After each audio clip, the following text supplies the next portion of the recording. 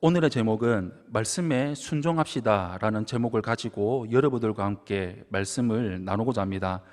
놀라운 하나님의 복을 누리는 삶을 삽시다. 신명기 강의 73번째 시간입니다. 역사를 살펴보면 권세와 영향력이 영원할 것 같이 같았던 강대국들이 갑작스럽게 무너지거나 멸망하는 경우를 우리는 종종 보게 됩니다. 전염병이 유행해서 국력이 급격하게 쇠퇴하거나 경제적으로 약화가 되어서 힘을 잃게 되거나 자연재해로 인해서 나라가 멸망하거나 내부 갈등으로 국가의 기초가 뿌리째 흔들리는 것을 볼 수가 있습니다. 이런 일들은 왜 생기는 것일까요? 오늘 본문은 이런 질문에 분명하고 확실한 답을 주고 있습니다. 오늘 말씀을 통해서 여러분들과 같이 왜 이런 일이 생기는 것인지 말씀을 나누고자 합니다. 먼저 첫 번째로 우리 안에 있는 순종하지 않는 불순종과 죄성 때문에 넘어지는 것을 볼 수가 있습니다. 오늘 본문 22절에서 28절 말씀 우리 한 목소리로 함께 합독하겠습니다. 22절에서 28절 말씀 한 목소리로 함께 합독하겠습니다. 시작.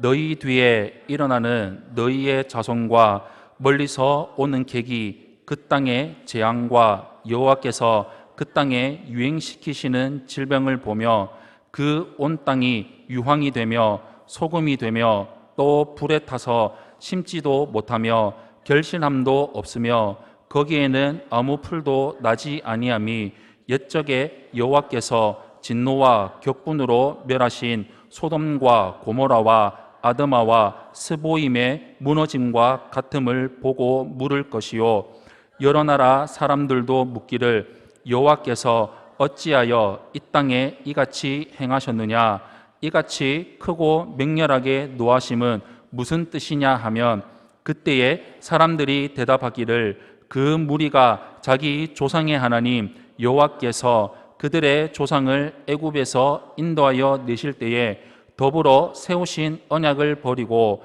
가서 자기들이 알지도 못하고 여호와께서 그들에게 주시지도 아니한 다른 신들을 따라가서 그들을 섬기고 절한 까닭이라.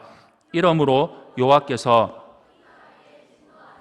이 책에 기록된 모든 저주대로 재앙을 내리시고 여호와께서 또 진노와 격분과 크게 통한하심으로 그들을 이 땅에서 뽑아내사 다른 나라에 내던지심이 오늘과 같다 하리라.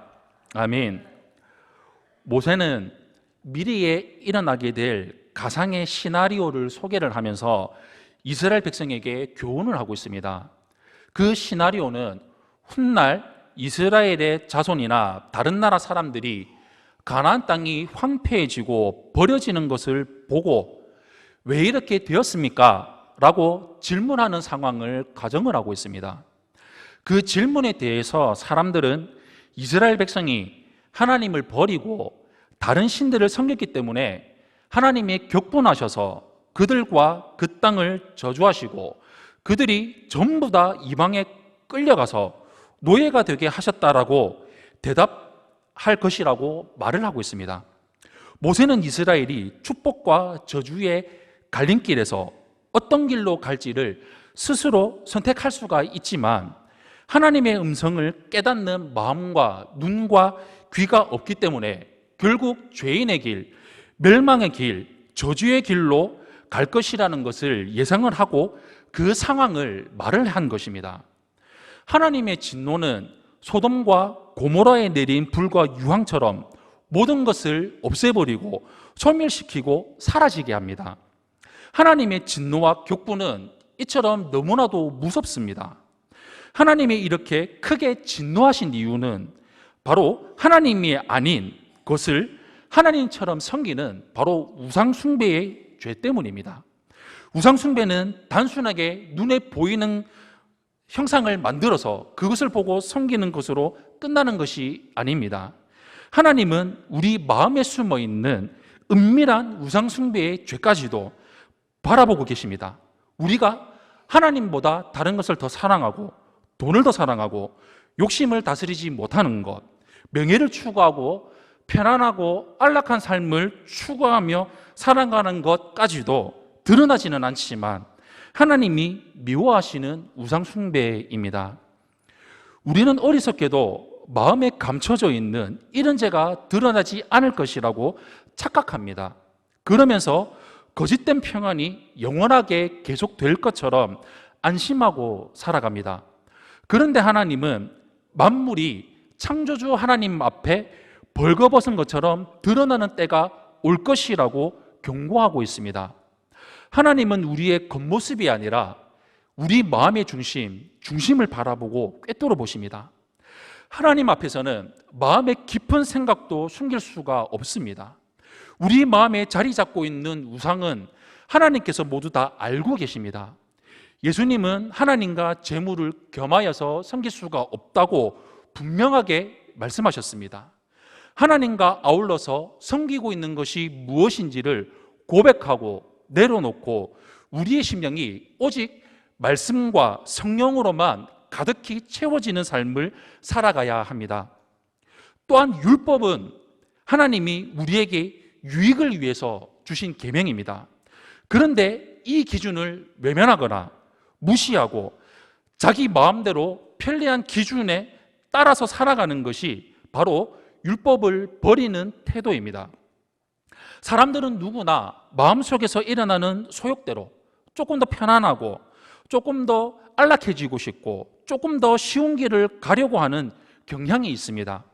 그래서 하나님의 말씀이 자신의 이기적인 소욕과 반대될 때에는 주저하지도 않고 나의 기준대로, 내가 하고 싶은 대로, 내가 원하는 대로 그 기준을 정해놓고 따라 살아갈 때가 있습니다. 하나님은 이웃을 사랑하라고 말씀을 하시지만 우리는 이웃과 갈등 없이 지내는 것만으로 만족을 하면서 이웃을 조금 더 섬기고 적극적으로 도우려고 하지 않으려고 할 때가 있습니다. 하나님은 거짓말하지 말고 정직하라고 우리에게 말씀하시지만 우리는 선의의 거짓말은 괜찮다고 생각하고 사소한 거짓말조차 하지 않고 살아가는 것은 불가능하다고 생각하면서 합리화시켜서 우리가 살아갈 때도 있습니다. 하나님은 우리의 소욕 가운데 가장 좋은 것을 들여가지고 당신을 공경하라고 말씀하시지만 우리는 내 가족에 나의 필요를 먼저 채운 후에 나머지 것을 하나님께 드릴 때도 있습니다. 이렇듯이 우리는 하나님의 계명을 온전히 지키지 못할 때가 있다는 것입니다. 그런데 예수님께서 하나님께 온전하게 순종하심으로써 율법의 모든 요구를 이루셨습니다. 우리가 그리스도의 영인 성령을 따라서 행하며 살아간다면 육체의 욕심을 제어하게 되고 하나님의 뜻에 온전하게 순종하며 살아갈 수 있게 됩니다. 이와 같은 삶이 무엇입니까? 바로 내 생각, 내 뜻, 내 기준, 내 관점대로 살아가는 것이 아니라 하나님이 진짜 내 삶의 주인이 되셔서 말씀이 정말 내 삶을 이끌어가고 하나님이 정말 내 삶의 주인이라는 것을 인정하고 고백하고 순종하며 살아가는 것입니다. 우리 안에 정욕이 처리되지 않았기 때문에 이런 문제들, 내 자아가 처리되지 않았기 때문에 이런 문제들이 생겨나는 것입니다. 그러기에 우리는 교회만 나오는 것이 아니라 예수님께만 몸만 나와 있는 것이 아니라 우리의 마음을 항상 들여봐야 됩니다. 내 마음에 예수님이 들어와 계시고 예수님이 내 마음의 주인이신지를 스스로 점검하면서 우리는 살아가야 됩니다. 또한 우리는 하나님을 알아야 됩니다. 하나님을 아는 만큼 믿고 하나님을 아는 만큼 우리는 순종하고 헌신이 됩니다. 말씀을 통해서 내 자아를 부인하면서 말씀을 대하면서 살아가야 됩니다. 그리고 전도하며 살아가야 됩니다. 복음을 증거하고 양육함으로써 내가 듣게 되어서 우리 영혼은 죽지 않고 살아난 영혼으로 우리 주변을 살리는 삶을 살아가게 될 것입니다. 이와 같은 삶을 우리 평생토록 말씀에 순종하면서 살아가는 삶을 온전히 이루며 나가는 우리 성도님들이 되시기를 축원합니다. 두 번째로 하나님의 은혜가 복된 길로 우리 삶을 이끌어 갑니다. 오늘 본문 29절 말씀 우리 한 목소리로 함께 합독하겠습니다. 시작. 감추어진 일은 우리 하나님 여호와께 속하였거니와 나타난 일은 영원히 우리와 우리 자손에게 속하였나니 이는 우리에게 이 율법의 모든 말씀을 행하게 하심이니라. 아멘. 그렇다면 인간은 결국 저주와 멸망에 빠질 수밖에 없는 것일까요? 모세는 사람들에게 나타난 일, 곧 하나님이 행하셔서 사람들이 알고 있는 사실들이 하나님의 말씀대로 행하며 살아갈 수 있도록 만들어준다고 말을 하고 있습니다. 예를 들면 아브라함이나 요셉처럼 하나님께 순종하는 사람들에게 어떤 복을 주시는지를 알게 된다면 사람들은 하나님의 말씀에 더 순종하게 된다는 것입니다. 그런데 문제는 아직도 감추어져 있는 일입니다. 아직은 하나님이 모든 일을 드러내지 않으셨다는 것입니다. 예를 들어 사람들이 하나님의 말씀에 순종하지만 아직까지 하나님이 그에 대해서 명확한 결과를 보여주지 않으신 경우입니다. 이에 대해 모세는 이렇게 우리에게 교훈을 주고 있습니다. 아직 밝혀지지 않고 결론나지 않는 일들도 모두 선하신 하나님의 주권과 간섭과 계획 가운데 있다는 것입니다. 하나님은 당신의 계획에 따라서 아직 감추어진 일들을 온전하게 이루시고 분명하게 드러내실 것이고, 그 주권적인 섭리 가운데 하나님이 우리를 당신의 말씀에 순종하며 행하도록 이끌어 간다는 것입니다.